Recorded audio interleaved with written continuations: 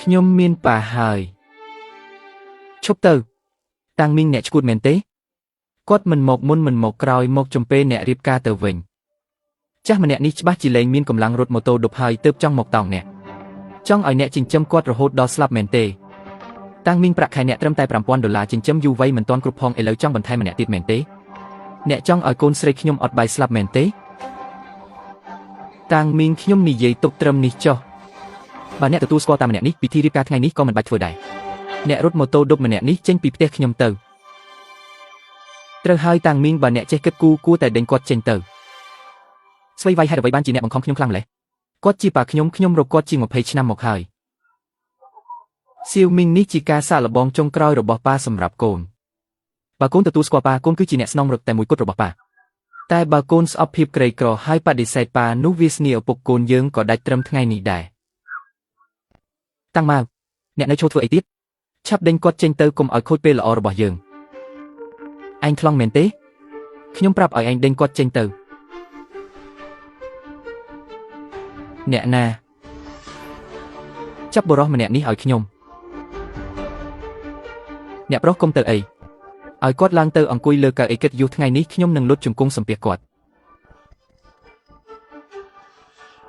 អ្នកប្រុសចាំបន្តិចផែនការមានការផ្លាស់ប្ដូរចាំខ្ញុំប្រាប់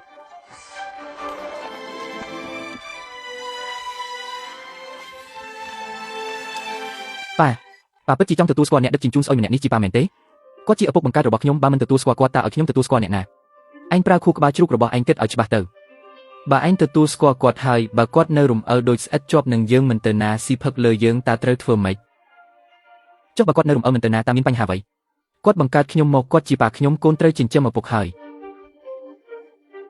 ការសាកល្បងរបស់សៀវមីងបានឆ្លងផុតហើយសៀវនីងចូលមកដល់ពេលត្រូវប្រាប់ប្អូនប្រុសឯងហើយថាប៉ាគឺជាមហាសេដ្ឋីពិភពលោកប៉ាសៀវមីងឆ្លងផុតហើយតែប្រពន្ធគាត់មិនទាន់ទេរងចាំបន្តិចទៀតទៅបានចាំមួយជុំទៀតចុះខ្ញុំចង់ដឹងណាស់ថាស្រីម្នាក់នេះអាចអាក្រក់ដល់កម្រិតណា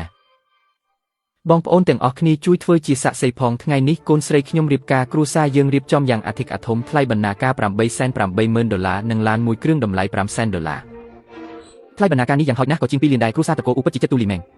សៀវមីងយូហ្វៃព្រមរៀបការជាមួយអ្នកគឺនាងខាត់បងច្រើនណាស់តែថ្លៃបណ្ណាការមិនអាចខ្វះបានទេអ្នកមិនអាចឲ្យកូនស្រីខ្ញុំរៀបការទៅរស់នៅលំបាកជាមួយអ្នកបានទេយូហ្វៃនេះវាជារឿងអីពីមុនយើងមិនមែនព្រមគ្នាថាអត់យកថ្លៃបណ្ណាការទេមិនក៏ស្រាប់តែផ្លាស់ប្ដូរទៅវិញខ្ញុំធ្លាប់និយាយថាអត់យកតែពេលនោះអ្នកក៏មិនបានប្រាប់ខ្ញុំថាអ្នកមានប៉ាដែរប៉ាអ្នកកំពុងអង្គុយនៅទីនោះបើអ្នកចង់រៀបការជាមួយខ្ញុំមែនទៅសុំថ្លៃបណ្ណាការពីប៉ាអ្នកទៅថ្លៃបណ្ណាការនេះត្រូវតែច្រើនជាងថ្លៃរៀបចំខ្លួនមិនអាចតិចជាងនេះទេបើគ្មានលុយ5លានទេអាពីពីនេះខ្ញុំមិនរៀបការទេបើកូនពិតជាចាញ់បោកម្ដាយកូនស្រីលោកភ្លុននេះហើយមកទារថ្លៃបណ្ណាការថ្លៃកប់ពុកពីឪពុកលុយនេះឪពុកអាចឲ្យបានតែក្រោយថ្ងៃនេះទៅឪពុកនឹងមិនទទួលស្គាល់កូនដែលកំសាកខ្លាចប្រពន្ធដោយកូនទៀតទេប៉ាថ្ងៃនេះជាថ្ងៃរៀបការរបស់កូនមិនត្រូវការអ្វីទាំងអស់កូនគ្រាន់តែចង់ឲ្យប៉ាជូនពរកូនមួយម៉ាត់បានទេខ្ញុំឲ្យកូនទៅទារថ្លៃបណ្ណាការមិនមែនឲ្យទៅទារពាក្យជូនពរទេនរណាត្រូវការពាក្យជូនពរគាត់យកទៅហូបបានទេប៉ាអាចជូនពរកូនបានទេកូនមិនបានឬពាក្យជូនពរពីប៉ាអស់20ឆ្នាំមកហើយ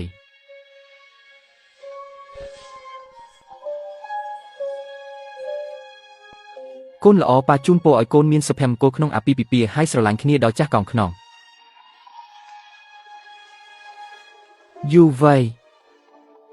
និយាយគ្នាហើយថាខ្ញុំមកនៅផ្ទះអ្នកមិនក៏ត្រូវរៀបចំថ្លៃបណ្ណាការទៀតនឹងហើយកូនប្រសាប្រុសមកនៅផ្ទះគេចាំបាច់មានថ្លៃបណ្ណាការអីគ្រួសារត្រកូលអ៊ូធ្វើច្រិតអាក្រក់ពេកហើយបើអីចឹងមែនដល់ពេលកូនកំឡោះកូនក្រមុំលើកទឹកតែជូនពរឪពុកម្ដាយហើយប៉ាសុំពិសាទឹកតែម៉ាក់សុំពិសាទឹកតែម៉ាក់គាត់មិនទាន់បានលើកទឹកតែឲ្យខ្ញុំផងមិនក៏ដើរចេញទៅបាត់ចង់ឲ្យគាត់លើកទឹកតែឲ្យត្រូវមានថ្លៃកែមាត់ទើបបានមើលខ្លួនឯងផងក្របែបនេះមានលុយឲ្យទេខ្ញុំមកទីនេះគឺខ្ញុំបានរៀបចំលុយកែមាត់រួចរាល់អស់ហើយតាមច្បាប់អ្នកក្រុងយើងថ្លៃកែមាត់ត្រូវតែ$1,880,000អ្នកមានទេ$1,880,000តាមច្បាប់មិនមែន$8,888ទេយូវៃកុំពិបាកចិត្តនឹងពូតាំងអីគាត់គ្រាន់តែជាអ្នកដឹកជញ្ជូនអាហារតើមានលុយដល់ទៅប៉ុណ្ណឹងឯណាស៊ូម៉ាន់អ្នកនៅខាងណាឲ្យប្រាកដ លោកប្រធានក្រុមប្រឹក្សាឃើញដល់មុខមិត្តភក្តិខ្ញុំបញ្ចុះតម្លៃឲ្យ$1 លានថ្លៃហៅម៉ាក់ក្មេកមួយសេនក៏មិនឲ្យខ្វះដែរបើមិនអញ្ចឹងទេកុំសង្ឃឹមថាខ្ញុំហៅអ្នកថាប៉ាឲ្យសោះមើលទៅកូនប្រសារម្នាក់នេះមិនបានឆ្លងកាត់ការសាកល្បងទេចុះក៏ចុះ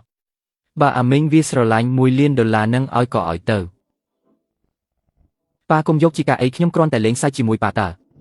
យូហ្វៃកុំលេងសាច់អីចិត្តដល់ពេលរៀបការហើយកុំឲ្យខកខានពេលល្អខ្ញុំលេងសាច់ពេលណាទៅខាងមីងបើថ្ងៃនេះអ្នកចង់រៀបការត្រូវឲ្យប៉ារបស់អ្នកឲ្យលុយហៅម៉ាក់ក្មេក$1 លានមកខ្ញុំបើមិនអញ្ចឹងទេកុំសង្ឃឹមថាខ្ញុំទទួលស្គាល់ប៉ាដែលក្រដូចអ្នកនេះ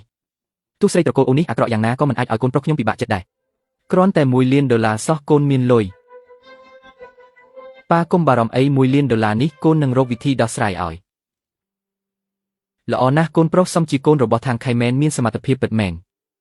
យូហ្វៃនេះលុយ$1 លានដែលខ្ញុំឲ្យជំនួសប៉ាបើមិនគ្រប់ខ្ញុំថែម01ទៀតឲ្យខាងមីងអ្នកឈួតមែនទេ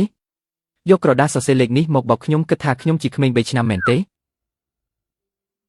យូវៃឲ្យអ្នកដឹងច្បាស់ថាខ្ញុំគ្មានលុយច្រើនដល់ថ្នាក់នឹងទេខ្ញុំបានបើកផ្លូវឲ្យអ្នកហើយតែហេតុអ្វីអ្នកនៅតែបង្ខំខ្ញុំទៀតអាចឆ្កែ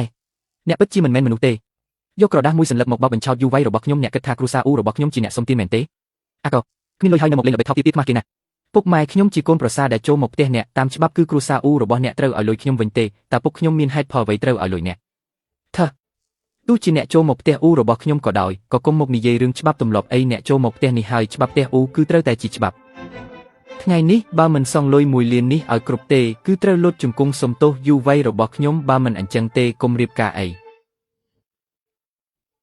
អ្នកនិយាយត្រូវហើយលុយនឹងគឺត្រូវតែឲ្យប៉ុន្តែច្បាប់គឺច្បាប់បើកូនស្រីអ្នកយកលុយ$1 លាននេះហើយថ្ងៃនេះគាត់ត្រូវតែហៅខ្ញុំថាពុកហើយចាប់ពីពេលនេះទៅកូនប្រុសខ្ញុំលែងជាកូនប្រសារផ្ទះអ៊ូរបស់អ្នកទៀតហើយមិនមែនតែលុយនឹងទេតើគ្រូសាអ៊ូរបស់អ្នកចង់បានថ្លៃបណ្ណាការប៉ុន្មានខ្ញុំឲ្យទាំងអស់អ្នកដឹកជញ្ជូនអីវ៉ាន់ម្នាក់នឹងមានលុយអីទៅអ្នកទាំងអស់គ្នាស្ដាប់មើលអ្នកដឹកជញ្ជូនម្នាក់នេះនិយាយអួតខ្លាំងណាស់ចង់បានប៉ុន្មានឲ្យប៉ុណ្ណឹងធ្វើជាអួតអាងអីអ្នកដឹកជញ្ជូនម្នាក់នេះហ៊ានមកធ្វើវកពីដាក់ពួកយើងទៀតនិយាយអួតមិនចេះខ្មាស់មាត់សោះប៉ាឈប់ទៅខ្ញុំដឹងថាប៉ាធ្វើបែបនេះដើម្បីមុខមាត់ខ្ញុំទើបនិយាយអួតបែបនេះអាចដល់$1 លានឯណោះគ្រាន់តែលុតជង្គង់សុំទោសខ្ញុំសាំនឹងវាទៅហើយខ្ញុំលុតជង្គង់ឲ្យក៏បានឈប់ការសាកល្បងឈួតនេះខ្ញុំមិនធ្វើទៀតទេខ្ញុំនឹងប្រាប់ពិភពលោកឲ្យដឹងថាកូនប្រុសរបស់ខាងខៃគឺជាអ្នកស្នងរដ្ឋមហាសេដ្ឋីពិភពលោកខាងមីងអ្នកធ្វើអីហ្នឹងខាងមីងអ្នកឈួតហើយមែនទេលេងខ្ញុំភ្លាមប៉ាមិញនេះគេនិយាយមិនសមរម្យទេគេនិយាយខ្លាំងពេកហើយសុំទោសហើយខាងមីងអ្នកឈួតមែនទេឲ្យខ្ញុំលុតជង្គង់ឲ្យអ្នកដឹកជញ្ជូននៅខ្វក់នេះអ្នកគិតថាអ្នកជាអ្នកណាអ្នកហួសហេតុពេកហើយមិនក៏ហ៊ានឲ្យកូនស្រីខ្ញុំលុតជង្គង់ឲ្យអ្នក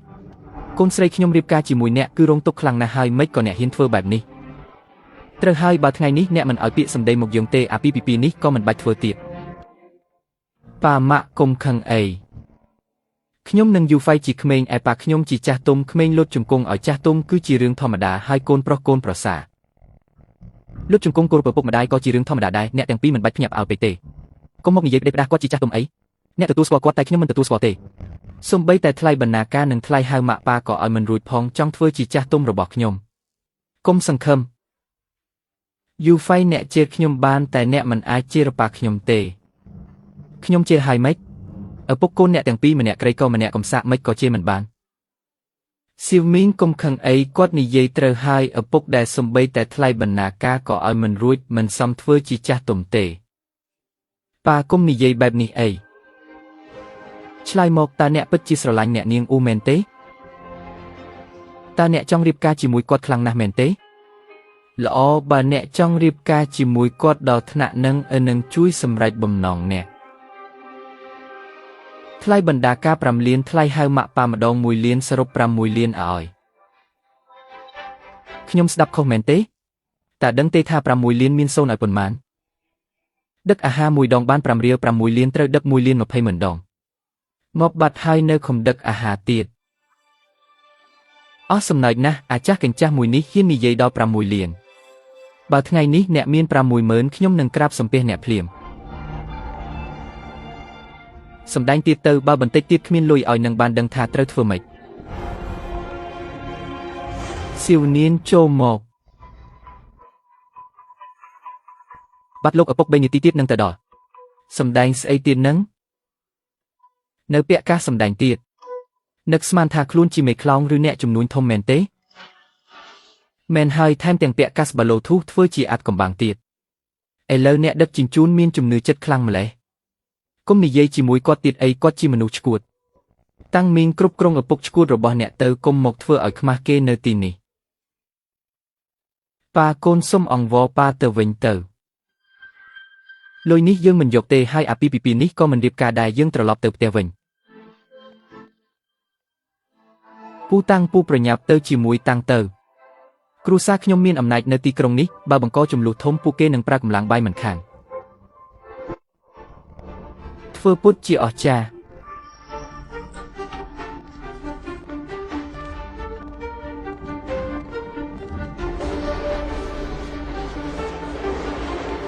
មុខក្រាស់ណាស់ប្រញាប់ឡើងកុំឲ្យយឺតយ៉ាវខ្ញុំជាតំណាងរបស់ប្រធានក្រុមប្រឹក្សាភិបាលបីធ្វើឲ្យផ្កាមានមុនស្នេហ៍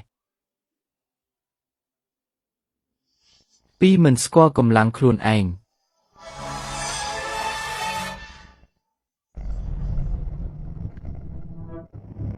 មួយប្រធានក្រុមហ៊ុននានមីងលោកលីនានតាវ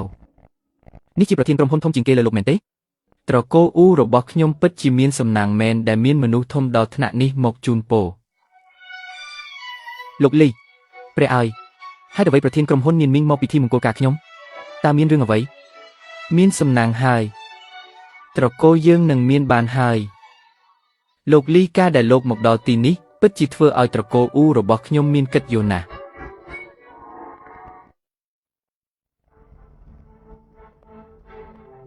ថ្ងៃនេះខ្ញុំមកតាមបញ្ជាប្រធានក្រុមហ៊ុននានមីងដើម្បីជូនកាដូលើកកាដូឡើងមក